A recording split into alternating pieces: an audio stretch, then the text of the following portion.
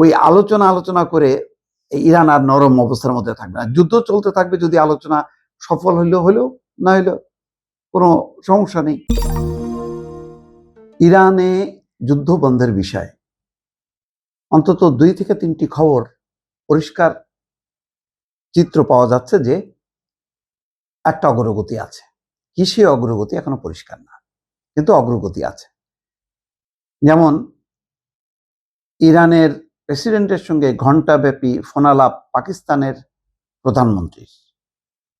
Pakistan, Saudi আরব, তুরস্ক এবং মিশরের পররাষ্ট্রমন্ত্রীরা রবিবার বৈঠকে বসছেন। আর ইরানের সঙ্গে চলতি সপ্তাহেই বৈঠকের আশা যুক্তরাষ্ট্রের। তার মানে সম্ভবত ওই খবরটাকেই গুরুত্ব দেওয়া হচ্ছে যে পাকিস্তানের যে পররাষ্ট্রমন্ত্রীরা বসছেন 4টা দেশের, তার চেয়ে গুরুত্বপূর্ণ হচ্ছে যে 2 সরকার প্রধান, প্রেসিডেন্ট ইরানের আর পাকিস্তানের প্রধানমন্ত্রী, 2 নির্বাহীর মধ্যে ফোনটা খুব গুরুত্বপূর্ণ। ইসলামাবাদে তুরস্ক, মিশর, সৌদি আরব এবং পাকিস্তান সহ কয়েকটি আঞ্চলিক শক্তির পররাষ্ট্রমন্ত্রীদের বৈঠক হওয়ার একদিন বাকি।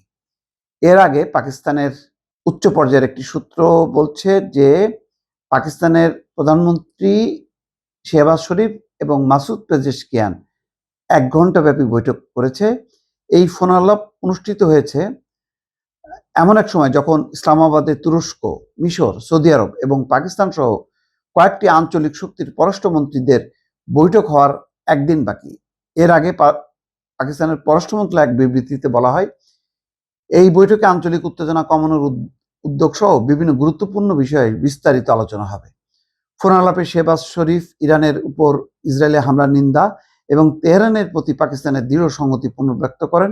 পাশাপাশি পাকিস্তান সরকারের নেওয়া কূটনৈতিক উদ্যোগের বিষয়েও তিনি বিস্তারিত তুলে ধরেন। প্রধানমন্ত্রীর কার্যালয়ে এক বিবৃতিতে জানানো হয়েছে, অন্যদিকে মাসুদ পেজেশকিয়ান আলোচনার জন্য আস্থা তৈরির প্রয়োজনীয়তার উপর জোর দেন এবং পাকিস্তানের প্রচেষ্টাকে স্বীকৃতি জানান বলে বিবৃতিতে উল্লেখ করা হয়েছে। সেই ধারাবাহিকতায় যে পাকিস্তান রাজধানী ইসলামাবাদে রোববার থেকে একটি উচ্চ পর্যায়ের কূটনৈতিক সম্মেলন হচ্ছে। দেশটির পররাষ্ট্র মন্ত্রণালয়ের এক বিবৃতিতে বলা হচ্ছে, পাকিস্তানের উপপ্রধানমন্ত্রী এবং পররাষ্ট্রমন্ত্রী ইসাক দার আমন্ত্রণে সৌদি আরব, তুরস্ক, মিশরের পররাষ্ট্রমন্ত্রীরা 2 দিনের সফরে আসছেন। এই খবর দিয়েছে অনলাইন আল জাজিরা। 29 থেকে 30 মার্চ পর্যন্ত সৌদি আরবের প্রিন্স ফয়সাল বিন ফারহান আল সৌদ, তুরস্কের হাকান ফিদান এবং মিশরের বদর আবদেলাত্তি আঞ্চলিক উত্তেজনা কমানো এবং 4 দেশের মধ্যে বহুমাত্রিক সহযোগিতার জোরদার করার বিষয়ে গভীর আলোচনা করবেন। বিবৃতিতে আরো বলা হয়, আনুষ্ঠানিক বৈঠকের পাশাপাশি সফররত মন্ত্রীরা পাকিস্তানের প্রধানমন্ত্রী শেহবাজ শরীফের সঙ্গেও সাক্ষাৎ করবেন। চলমান উত্তেজনা মোকাবেলায় সমন্বিত আঞ্চলিক অবস্থান গড়ে তোলা এবং কৌশলগত সম্পর্ক আরো শক্তিশালী করা হবে এই বৈঠকের লক্ষ্য। অন্যদিকে বিবিসির খবরে বলা হচ্ছে যে ইরানের সঙ্গে চলতি সপ্তাহে বৈঠকের আশা যুক্তরাষ্ট্রের। যুক্তরাষ্ট্রের প্রেসিডেন্ট ডোনাল্ড ট্রাম্পের বিশেষ দূত স্টিভ উইটকফ বলেছেন, যুক্তরাষ্ট্র চলতি সপ্তাহেই ইরানের সাথে বৈঠকে বসার আশা করছে। অর্থাৎ রোববারের এই বৈঠকের পর সরাসরি হয়তো বৈঠক হবে। একই সাথে ওয়াশিংটন সেখানেই 15 দফা চুক্তির বিষয়ে জবাব পাওয়ার প্রত্যাশা করছে।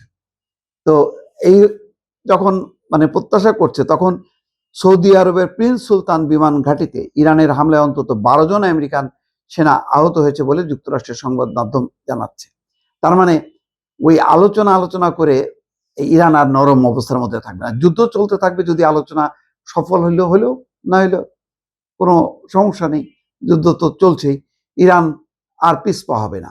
ইরানের পরিষ্কার কথা যে এবার একটা স্থায়ী বন্দোবস্ত করতে হবে, যুদ্ধ বন্ধ করতে হবে, ইরানে হামলা হবে না, মধ্যপ্রাচ্য থেকে মার্কিন ঘাঁটি সরাইতে হবে, হরমুজ প্রণালীতে ইরানের পূর্ণ কর্তৃত্ব দিতে হবে।